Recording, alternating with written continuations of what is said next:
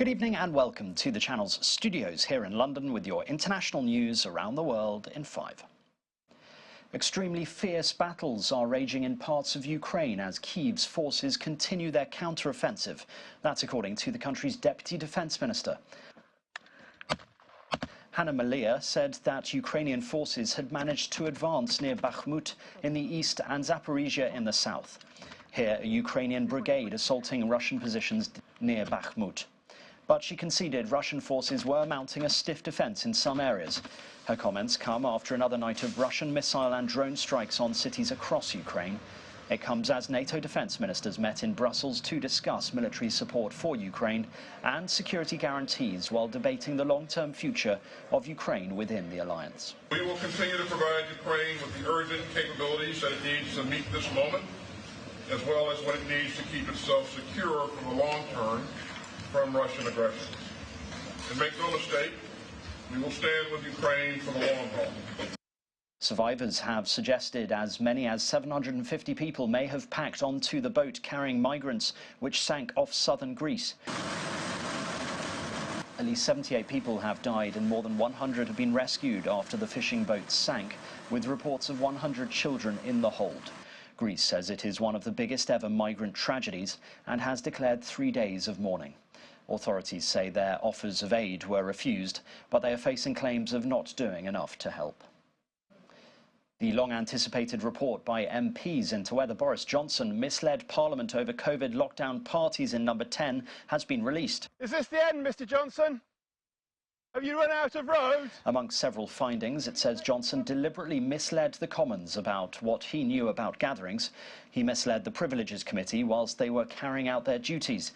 He was also complicit in a campaign of abuse against the MPs investigating him. A Commons ban of 90 days would have been recommended if Mr. Johnson hadn't stepped down as an MP last week. Several thousand South Korean and US troops have taken part in joint live-fire exercises in a show of force after North Korea's failed attempt last month to launch a spy satellite. A total of 2,500 troops took part in the drills in Pokon, northeast of Seoul.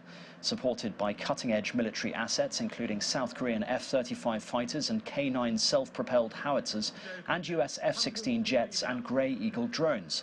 The drills, overseen by South Korean President Yoon Suk-yeol, are also being held to mark the 70th anniversary of the alliance between the two nations and the 75th anniversary of the founding of the South Korean military.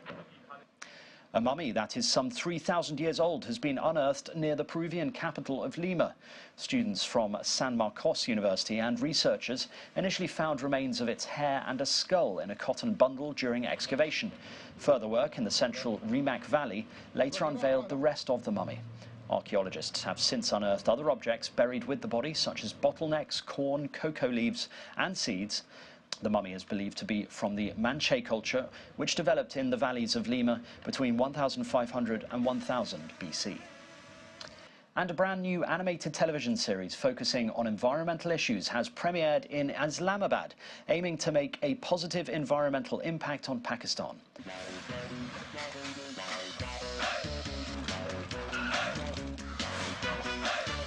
The series, which stars a pair of teenage superhero siblings who fight villains to save Earth, aims to raise awareness of key environmental challenges in the South Asian country.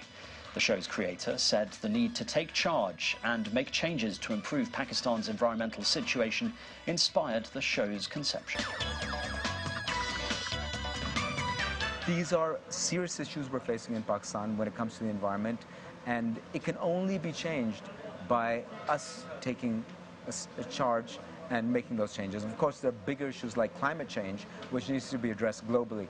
But some of the local environment issues, we can definitely, whether it comes to tree plantation, concerns about deforestation, plastic waste is a huge issue, especially in the tourist areas.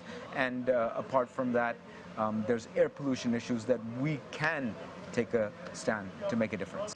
And that's your international news around the world in 5. Now back to the channel studios in Lagos.